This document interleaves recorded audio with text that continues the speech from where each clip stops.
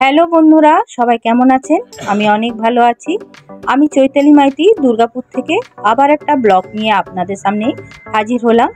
আজকে যে বেরিয়ে পড়লাম, শ্বশুরবাড়িতে গিয়েছিলাম। তো লাস্ট দিন আমরা যেদিন বাড়ি ফিরছি সেদিনে দুটো জায়গা আমরা ঘুরে তারপরে বাড়ি ফেরার প্রোগ্রাম নিলাম। তো দেখতেই পাচ্ছেন সবাই মিলে বেরিয়ে পড়েছি গাড়ির মধ্যে। তো কোথায় কোথায় যাচ্ছি সেটা আপনারা পুরো ভিডিওটা দেখলেই বুঝতে পারবেন। যে জায়গায় যাচ্ছি সেখানে পৌঁছে গেলাম। এটা হচ্ছে পশ্চিমবঙ্গ আর উড়িষ্যা বর্ডারের মধ্যেই পড়ে। এটা হচ্ছে চন্দনেশ্বরের মন্দির। যারা গেছেন তারা তো বুঝতেই পাচ্ছেন। আর আমরা যখনই যাই শ্বশুরবাড়ি তখন কিন্তু এই চন্দনেশ্বরের মন্দির ঘুরেই আসি, কারণ আমাদের এই চন্দনেশ্বর হচ্ছে ইষ্টদেবতা। আমাদের যা কিছু অনুষ্ঠান হয়, যা কিছু হয়, আগে এই মন্দিরে পুজো দেওয়া হবে, তারপরে কিন্তু আমাদের অনুষ্ঠান হয়। তো দেখতে পাচ্ছেন আমরা মন্দিরের মধ্যে ঢুকে গেছি। সকাল সকাল স্নান টান করে বেরিয়ে পড়েছিলাম আমরা শ্বশুরবাড়ির থেকে, কারণ আমাদেরকেও দুর্গাপুর ফিরতে হবে। সেই ভাবেই আমরা বেরিয়ে পড়েছিলাম। তো একটু পুজো টুজো দেবো, তারপরেই আমরা কিন্তু দুর্গাপুরের উদ্দেশ্যে রওনা হব। তো দেখতেই পাচ্ছেন এদিকে আমরা একটু মন্দিরটাকেও আপনাদেরকে ঘুরিয়ে দেখিয়ে দিচ্ছি। যারা দীঘা যান তারা অতি অবশ্যই কিন্তু এই মন্দির থেকে একবার ঘুরে আসতে পারেন। আর দেখতে পাচ্ছেন এই মন্দির কিন্তু চন্দনেশ্বরের মন্দির খুব জাগ্রত। যাদের মানত থাকে, দেখতে পাচ্ছেন এই যে এখানে একটা পুকুর আছে, পুকুরে স্নান টান করে এটা কি দণ্ডি দিচ্ছে।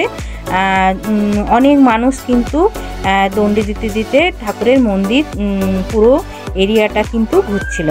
তো সেটাই আপনাদেরকে একটু দেখিয়ে দিলাম, আর এই মন্দিরটাকেও দেখিয়ে দিচ্ছি। মন্দিরটা কিন্তু অনেক পুরনো।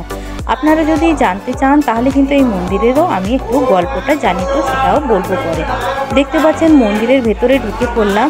ঢুকে গিয়ে এখানে বাবা শিব কিন্তু সবাই এখানে জল দিচ্ছে। আর এই যে দেখতে পাচ্ছেন এই পুকুরটার থেকেই কিন্তু সবাই স্নান টান করে জল নিয়ে আসছে বাবার মন্দিরে ঢোকার জন্য। আর এই যে দেখতে পাচ্ছেন দণ্ডি কাটছে। তো মানে ভক্তি হলো সব কিছু। ভক্তি করলেই কিন্তু সব কিছুই পাওয়া যায়, এবং ভগবানকে যদি মন থেকে ডাকা যায়, ভগবান আমাদের মানে ডাকে সাড়া দেয়, নিশ্চয়ই সাড়া দেয়। তো সেখান থেকে বেরিয়ে চলে এলাম। সবাই মোটামুটি জানেন এখন দীঘাতে একটা জগন্নাথ মন্দির বানিয়েছে। সেই জগন্নাথ মন্দির যদি না ঘুরে আসি তাহলে কিন্তু আমাদের ঘোরাটা কিন্তু কমপ্লিট হবে না। আর মন্দিরটাতে আমরা চলে গেলাম। এটা একটু রাস্তা থেকে প্রথমেই মন্দিরটাকে ভিডিও করলাম। মন্দিরটা কিন্তু দারুণ লাগছে। এই জায়গায় আমরা চটি টটি খুলে আমরা মন্দিরের ভেতরে ঢুকলাম। মন্দিরের ভেতরটা ঢুকে তো মনটা কিন্তু ভরে যাচ্ছিল, কারণ এতটাই চারিদিকটা এত সুন্দরভাবে বানিয়েছে এবং চারিদিকের পরিবেশটাও এত সুন্দর। আর বৃষ্টি 5-6 দিন বৃষ্টির পরে যখন একটু হালকা রোদ দিয়েছে আরও সুন্দর লাগছিল। আমরা তো হাঁটতে হাঁটতে মন্দিরের উদ্দেশ্যে গেলাম, কিন্তু আবার সেদিনে রোদের তীব্রতাটাও এত ছিল, যেহেতু পুরোটাই পাথরের। এবার পাথরের যে রোদের রিফ্লেক্সটা সেটা সহ্য করাও যাচ্ছিল না। একটু বিকেল হলে বিকেল 4টের থেকে মধ্যে বন্ধ থাকে, বিকেল 4টের থেকে আবার মন্দির খোলা থাকে। দেখতে পাচ্ছেন আমি আছি, ওদিকটায় মেয়ে আছে, সামনে হাজব্যান্ড আছে, ছেলে আছে। তো আমিও নিজেকে একটু ভিডিও করে নিলাম, নাহলে হয়তো আপনারা ভাববেন হয়তো কেউ ভিডিও করে নিয়ে এসছে, হয়তো আমি দিচ্ছি না। আমার শ্বশুরবাড়ি হচ্ছে কাঁথি, আগেই বলেছিস। তো আমরা শ্বশুরবাড়ি গেলে দীঘা ওখান থেকে 35 মিনিট রাস্তা। তো দীঘা তো আমরা যাবই সামনে, যেহেতু তো আমরা দীঘা ঘুরে আসি। তো দীঘাতে এবছর তো দেখতেই পাচ্ছেন জগন্নাথ মন্দির হয়েছে। তো জগন্নাথ মন্দির তো ঘুরতেই হবে। তো এই দিকে অনেক রকম ব্যবস্থা আছে এবং দেখতেও সুন্দর। আপনাদের যারা গেছেন তারা তো জানেনই, আর যারা যাননি তারা গিয়ে ঘুরে আসবেন, খুব ভালো লাগবে মন্দিরটাতে। তো সামনে দেখতে পাচ্ছেন ছেলে মেয়ে হাজব্যান্ড, সামনে ওরা হাঁটতে হাঁটতে এগিয়ে যাচ্ছে। আর এই যে কালো স্তম্ভটা দেখছেন, এই কালো স্তম্ভটা মনে হয় কি একটা স্তম্ভটার নাম বলছিল, আমার এই মুহূর্তে মনে পড়ছে না। আর আপনাদেরকে একটু চারিদিকটা দেখিয়েও দিচ্ছি, আপনারা ধৈর্য ধরে দেখুন, দেখলে ভালো লাগবে। এবং এইদিকে একটা গেট, 3 দিকে কিন্তু গেট আছে, আর যেদিক থেকেই ঢুকুন মানে এতটা চারিধারটা সুন্দর। আর তাদের ব্যবস্থাও অনেক সুন্দর করেছে।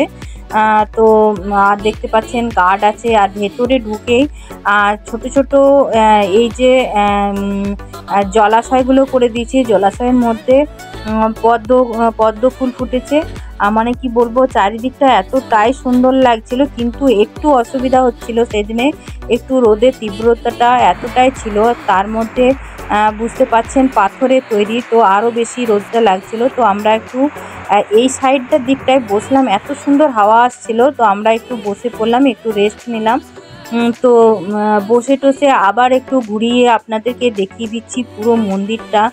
এত সুন্দর কাজগুলো করেছে পাথরের, আপনাদেরকে বলে বোঝাতে পারবো না। আমার তো খুব ভালো লেগেছে। আমি পুরীর মন্দিরও দেখেছি, পুরীর মন্দিরের মতনই পুরোটাই করেছে। আর ভেতরে জগন্নাথের ভিডিও করতে দিল না, কারণ ভেতরে ভিডিও করা অ্যালাউ নেই। তার জন্য ভেতরে করতে পারলাম না, তার জন্য বাইরেটাই আপনাদেরকে দেখিয়ে দিচ্ছি। এখন অফ সিজন বলে সেইভাবে ভিড় ছিল না, কিন্তু কিছুদিন আগে আমি দেখেছি যে প্রচুর ভিড় ছিল। তখন শুনেছি যে মানে হোটেলে তো জায়গা দিতে পারছিল না, মানুষের এত ঢল। এখন ওখানে জিজ্ঞাসা করলাম, বলে এখন অফ সিজন, সেভাবে ভিড় নেই। তো ভেতরে দেখলেন ঢুকলাম, কিন্তু ভিডিও করতে দেয়নি, তার জন্য আবার বেরিয়ে আপনাদেরকে পুরো মন্দিরের চূড়াটা পর্যন্ত দেখালাম। অনেকটা যেমন পুরীর মন্দিরের উচ্চতা, সেমনি এই মন্দিরের উচ্চতা।